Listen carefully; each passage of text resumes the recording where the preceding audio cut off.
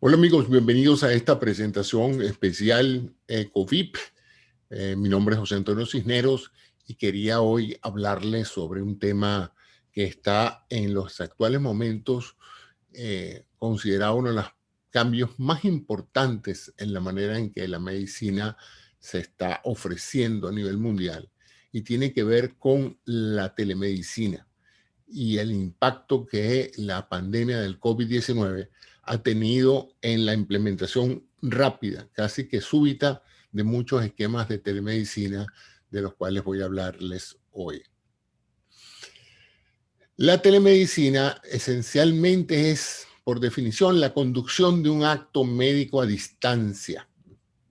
Y por supuesto, en los actuales momentos estamos hablando esencialmente del uso de las tecnologías informáticas para producir una comunicación médico-paciente a distancia que permita pues una efectiva eh, intercambio de información clínica.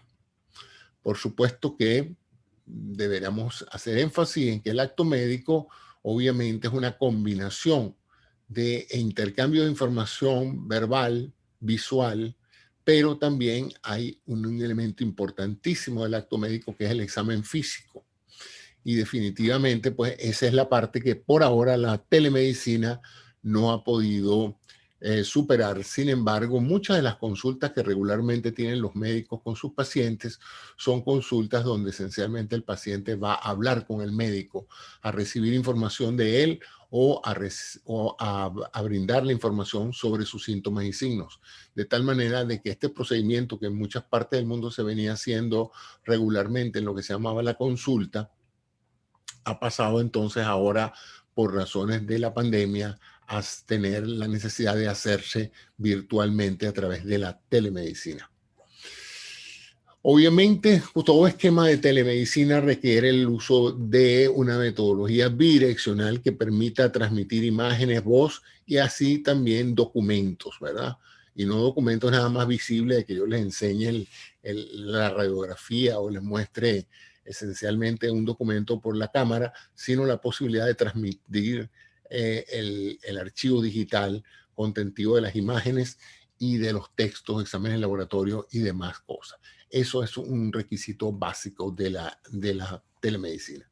Pero la telemedicina no se limita necesariamente a la consulta, sino también en los actuales momentos tecnológicos tenemos también la posibilidad de hacer lo que se llama telebiometría, que es la medición a distancia de variables biológicas. Esencialmente es la transmisión de resultados biométricos como la presión arterial, la frecuencia cardíaca, la frecuencia respiratoria, la saturación de oxígeno, ahora que los oxímetros están tan fácilmente accesibles, valores de laboratorio como la glicemia y otros kits que se pueden en un momento dado cuantizar y obtener valores digitales que puedan ser transmitidos directamente. Y ciertamente, pues ya también estamos transmitiendo las señales de electrocardiografía a través de instrumentos sumamente simples de usar en la casa. De tal manera de que ese es uno de los más importantes avances en materia de telemedicina de los últimos años ha sido la telebiometría. Otro aspecto importantísimo en la medicina es la parte educativa y de investigación científica que se ha facilitado muchísimo porque, por supuesto, en el pasado había que traer al paciente o ir a su casa, interrogarlo, recoger la data. Hoy por hoy eso se hace esencialmente vía telemedicina y resulta sumamente mucho más económico, mucho más práctico para el paciente hacerlo de esta manera. Ahora la telemedicina, por razones de la situación, tenemos que vivirla en dos grandes etapas. La telemedicina antes del COVID-19 y la telemedicina después del COVID-19, ¿no? La telemedicina ya venía integrándose poco a poco en algunos países con avanzada tecnología. Ya se estaban diseñando hospitales con recursos de cámara y telebiometría en las salas, sobre todo de cuidados intermedios y de cuidados intensivos. También algunos servicios médicos para reducir la problemática de tener que tener espacios para las salas de espera y para el estacionamiento, sobre todo de pacientes que vienen y tienen que estacionar para hacer espera, para ver al médico 5 minutos, pues ya estaban de una u otra manera desarrollando arquitecturas informáticas que permitieran que el doctor hiciera consulta desde su escritorio, ¿no?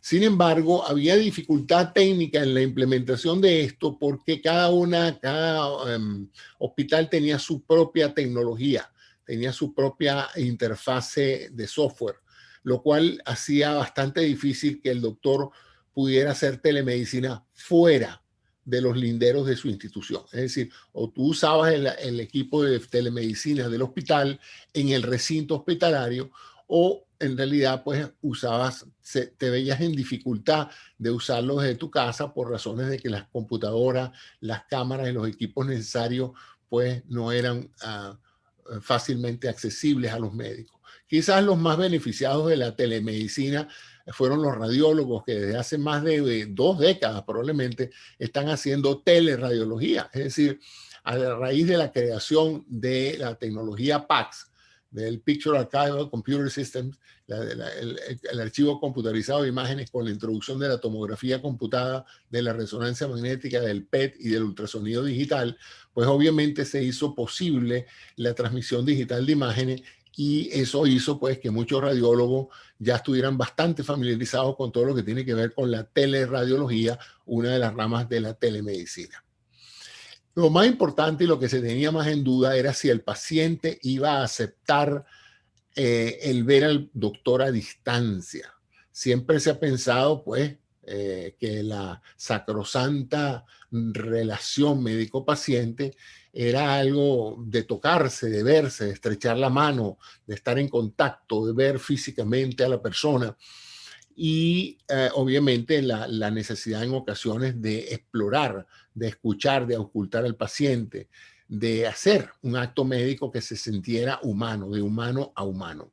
Entonces siempre se tuvo una gran suspicacia de la eficacia de la telemedicina, porque se decía el paciente no lo va a aceptar y el doctor también se va a sentir muy incómodo interactuando con un paciente a través de una cámara. Es algo a lo cual no estamos acostumbrados. Entonces, eso era, yo creo, un poco la aprehensividad que había en la época de la telemedicina pre-COVID-19, era la sensación de que esto no iba a funcionar, de que los pacientes no iban a adoptar este tipo de cosas. Y obviamente, pues, muchos pacientes disfrutaban muchísimo, sobre todo en sistemas médicos donde no está controlado el tiempo de la consulta.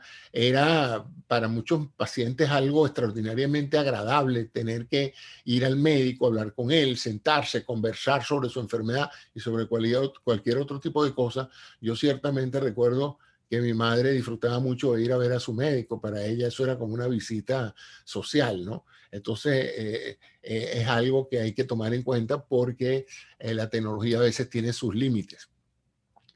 Otro de los factores que afectaba la introducción masiva de la telemedicina era que las compañías de seguro no pagaban o no reembolsaban a los médicos si contactaban al paciente por teléfono o por telemedicina. En otras palabras, la única manera en que la compañía de seguro le pagaba a usted por un acto médico era si el paciente físicamente era examinado o visto por usted en contacto personal.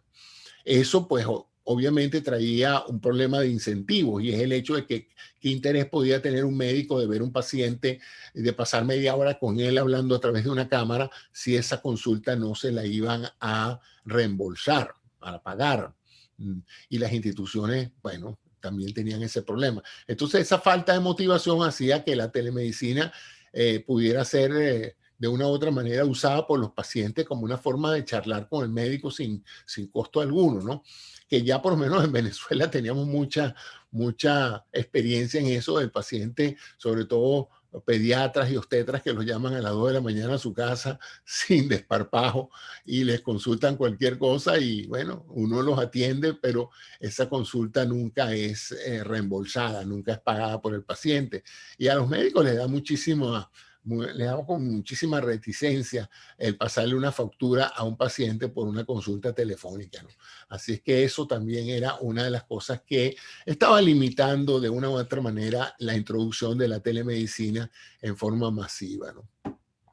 Otro aspecto que era bastante importante, sobre todo en los Estados Unidos, donde hay leyes muy estrictas sobre la privacidad de los actos médicos, es el problema de la seguridad, ¿no? De que alguien pudiera estar escuchando esa conversación, la pudiera estar interviniendo, la pudiera estar grabando, pudiera sabotearla de alguna manera, el hecho de que la señal no fuera constante, de que se interrumpiera la conversación y se cayera la llamada, como dice uno en Venezuela, se cayera la comunicación. Imagínense ustedes en Venezuela haciendo telemedicina con esa situación actual que están viviendo de limitaciones en la rendimiento del Internet. Pues obviamente eso también tenía bastante limitada el uso masivo de la telemedicina. El ancho de banda, no todo el mundo tiene 1 GB de memoria para transmitir y evidentemente eso limitaba bastante pues el ancho de banda para mandar imágenes y videos simultáneamente. Los algoritmos de compresión no eran tan sofisticados y realmente hace 10 años para mandar una imagen de video de buena calidad se requería un ancho de banda que en la mayoría de los casos no se tenía. Y la otra, bueno, como le dije, el hábito de ir a ver al médico y la necesidad del examen físico y los procedimientos que muchas veces complementan el acto médico y obviamente pues no se pueden hacer si el paciente no está in situ, como dicen. Pero todo cambió a partir de enero de este año 2020. De repente el mundo entero se dio cuenta de 3 problemas graves. Primero, los hospitales llenos de pacientes con COVID, un caos, una reorganización de los servicios médicos. Segundo, los pacientes dejaron de ir a los hospitales por miedo a contagiarse con el COVID, con pacientes que estaban hospitalizados, por lo cual bajaron todas las consultas, todas, hasta las de emergencia bajaron. Súbitamente, como dicen más de uno, cardiólogo, se acabaron los infartos, se acabaron los accidentes cerebrovasculares, la gente prefirió quedarse en su casa a salir a arriesgarse a ir a un hospital. Y obviamente, pues eso creó un problema de comunicación. ¿Cómo hablar con mi médico? Por otra parte, también los médicos estaban asustados. Eso de tener una consulta llena de 20 personas sentadas una al lado de otra en una sala de espera en medio de una pandemia no era precisamente un escenario realista. Por lo tanto, entonces no quedó otro remedio que abruptamente, súbitamente, buscar cualquier tipo de herramienta de comunicación que te permitiera a ti como médico entrar a comunicarte con tus pacientes. Por cierto que no fuimos el único gremio que se vio en la necesidad de un día para otro de aprender a usar estas herramientas. También tenemos los maestros. De repente, todos los maestros tuvieron que empezar a dar clases por internet. Entonces, el que no se había puesto en las pilas con esto, pues terminó de un día para otro aprendiendo a usar una serie de herramientas en su computadora que nunca la había usado y se vio forzado pues a educar a distancia y en este caso nosotros hacer consulta a distancia, ¿no?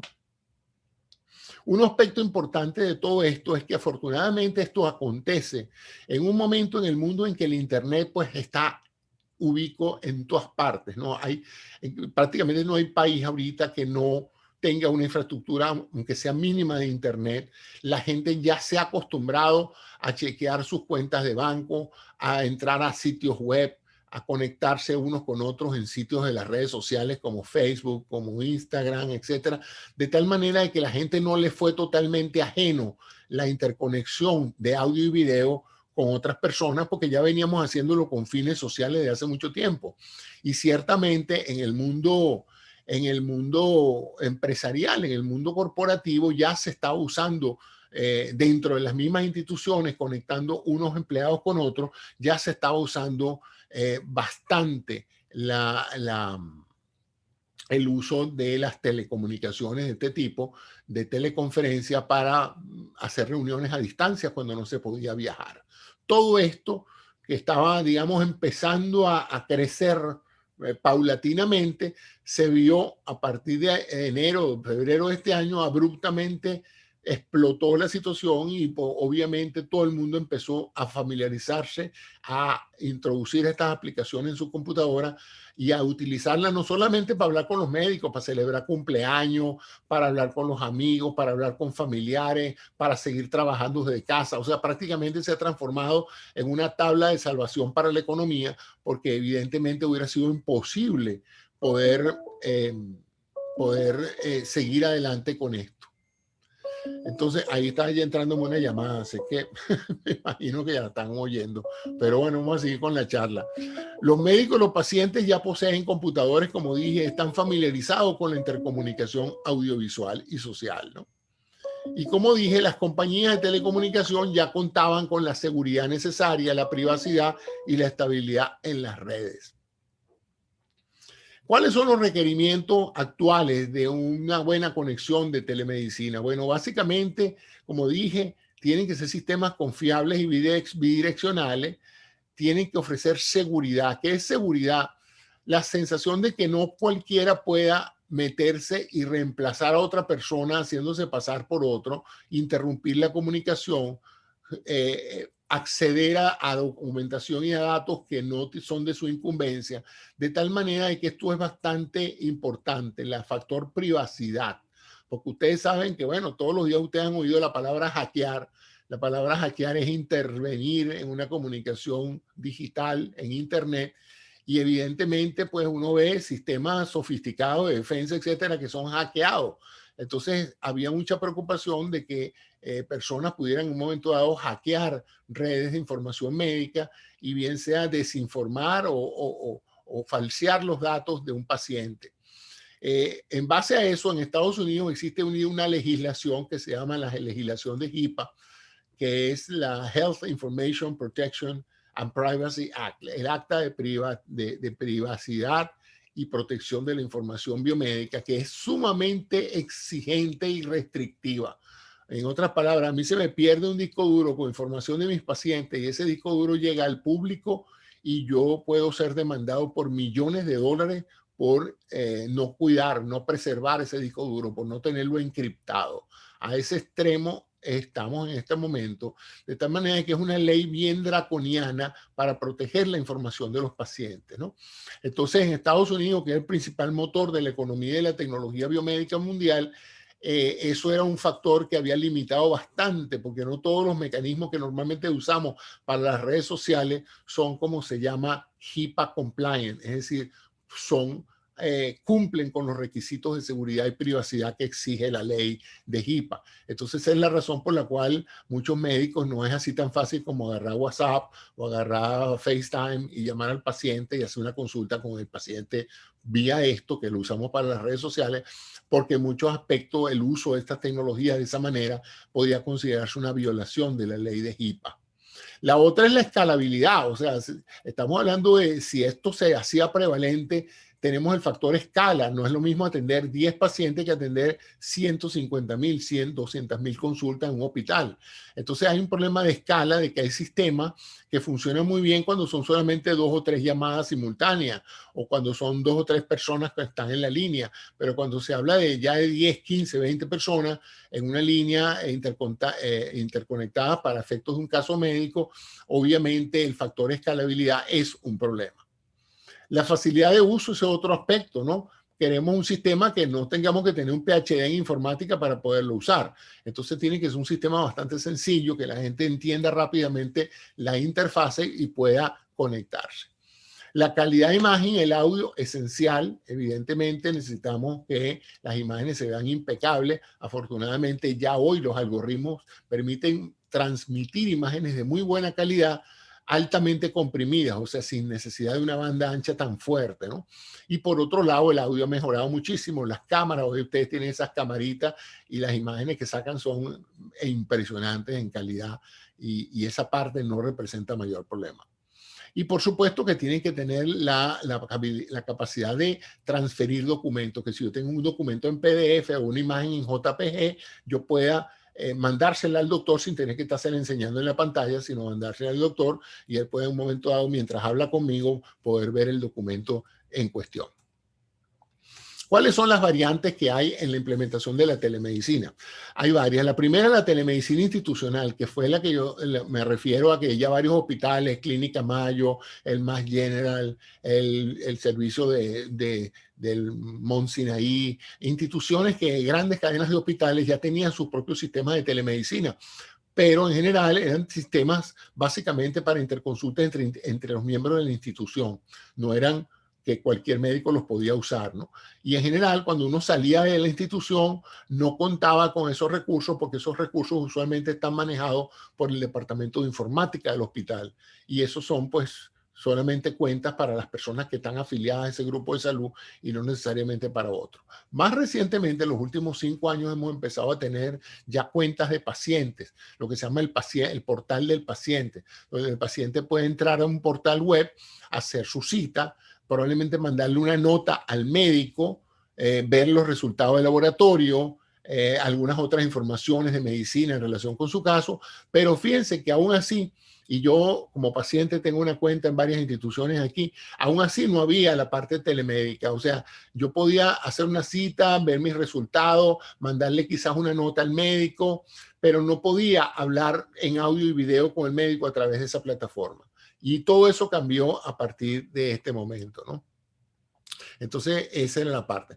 La otra, y la que se ha implementado más recientemente, es lo que se llama la telemedicina individual, donde un médico esté o no esté afiliado a una institución médica o sea parte de un grupo médico, o sea un empleado de ese grupo, esta persona puede sencillamente llamar a una compañía, firmar un contrato, comenzar a abrir su cuenta y hacer telemedicina con su computadora, con su laptop y hasta con su teléfono. Y eso es algo realmente novedoso. Permite la comunicación punto a punto entre el médico y el paciente en una forma directa, sin tener que estarle pidiendo permiso a nadie dentro de la institución ni nada. Tú simplemente te afilias, creas tu cuenta y empiezas a comunicarte con tu paciente. Y eso ha traído en los últimos meses un gran beneficio para muchos pacientes que han podido seguir manteniendo el contacto con sus médicos a través de este gran recurso. Él llama al médico, hace una cita a las 2 de la tarde, el médico se mete en la plataforma de teleconferencia, habla con el paciente, ve, intercambian documentos, lo que sea que haya que hacer, y el paciente se siente muy cómodo de no tener que ir al consultorio del paciente, y el doctor también de que no tener la sala de espera llena, sino que lo que tiene es una lista de pacientes que tiene que ver por telemedicina en esa tarde o en esa mañana, ¿no? Entonces, eso realmente son algunas de las cosas. ¿Cuál es la oferta de oportunidades que hay ahorita en este momento? Quizás una de las primeras de las redes sociales que empezó a usarse para este tipo de fines, aun cuando estaba en realidad violando las leyes de HIPAA. Sin embargo, como Apple es una empresa confiable en la protección de la información y las comunicaciones eran encriptadas, se usó mucho el Apple FaceTime. Yo vi muchos médicos comunicándose con sus pacientes y viceversa a través de FaceTime. Lo que pasa es que eso requería, obviamente, pues, una plataforma limitada donde el doctor en un momento dado no tenía la capacidad de revisar mientras hablaba con el paciente los archivos de su historia médica, los resultados de laboratorio, etcétera. O sea que era más una comunicación vía punto a punto para conversar o verse, pero no necesariamente una verdadera herramienta de telemedicina. Tenemos entonces también de la misma tecnología Skype, que todos ustedes la conocen, y más recientemente se han incorporado servicios como Microsoft Teams, como Google Meet y como Cisco WebEx y Facebook Video, que permiten hacer grupos, o sea, no solamente hablar con un paciente, sino interconectar, por ejemplo, a un especialista y hacer una interconsulta con un especialista al mismo tiempo mientras se habla con el paciente. Eso tiene unas grandes ventajas porque en el pasado hacer ese tipo de reuniones pues era sumamente complejo. Hoy por hoy, cada uno en su sitio, el paciente en su casa, el obstetra en su oficina y el ecografista o el perinatólogo o el laboratorista en otra, podían en un momento dado resolver problemas de toma de decisiones utilizando estos recursos de teleconferencia, y esto pues ha sido algo que ya todos estamos experimentando, no solamente en nuestra vida social, en nuestra vida laboral, sino que ahora lo estamos usando para la parte de los actos médicos. Y quizás el más importante de todo, y digo más importante porque fue la empresa que estaba mejor posicionada para salir adelante en este cambio tecnológico abrupto que hubo con el COVID-19, que es la empresa Zoom. O sea, todos ustedes probablemente ya han trabajado con Zoom. Estas empresas, cuando empezó la pandemia, tenía 50 millones de cuentas y yo creo que ya va por 500 millones de cuentas. Su crecimiento ha sido extraordinario y obviamente se está usando en escuelas, en empresas, en todo tipo. La herramienta tenía cero costo para efectos prácticos. Uno puede comunicarse con una sola persona por horas si quiere hablar con audio, video y transmisión de imágenes de computadora, y también puede esencialmente hacer grupos de bastantes personas juntas para hacer teleconferencias, toma de decisiones. Se está usando muy efectivamente, y más recientemente la misma empresa Zoom ha abierto una cuenta de healthcare, de cuidado de la salud, donde garantiza pues que el uso de esa herramienta bajo esa plataforma de healthcare que ellos manejan ofrece la satisfacción de las exigencias de la ley HIPAA, de la Ley de Protección a la Privacidad del Paciente en los Estados Unidos. Entonces ya muchos médicos están usando Zoom para healthcare precisamente por eso, porque tiene las garantías de privacidad, escalabilidad, y como le dije yo, es una herramienta que mucha gente ya está utilizando en forma normal para su uso perfectamente válido con pacientes. El futuro de esto también ahora es la telemedicina actual, que como dije, ya no se limita nada más a la teleconferencia. Ya todos ustedes sabrán que por ahí ya hay relojes que miden la frecuencia cardíaca, miden la frecuencia respiratoria, miden la saturación de oxígeno y obviamente transmiten imágenes, etcétera. Entonces, precisamente el futuro está allí, en el uso de dispositivos portátiles que andan con el paciente y que van haciendo telebiometría para satisfacer estas expectativas.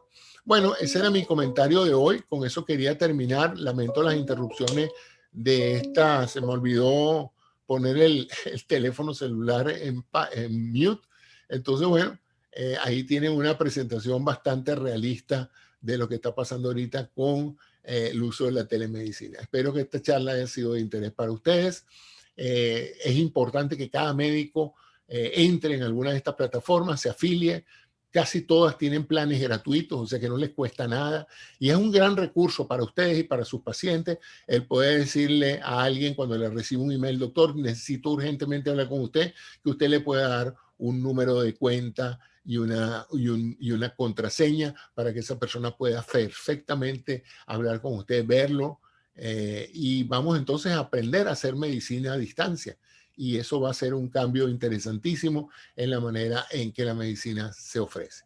Muchas gracias a ustedes y me complace mucho estar participando activamente en este 34º Congreso de Ecografía Médica ECOMED 2020. Desde que fundamos la asociación hace mucho más tiempo, casi 36, 38 años, estamos muy satisfechos de toda la evolución que en las diferentes generaciones de directivos han logrado crear para hacer de esta organización una organización que, a pesar de todos los vaivenes políticos, económicos de la vida venezolana, ha podido seguirse manteniendo vigente y vibrante e innovando cada día más en este fascinante mundo de la ecosonografía diagnóstica y ahora de la informática digital médica. Gracias a ustedes y nos vemos pronto en algún otro video. Gracias.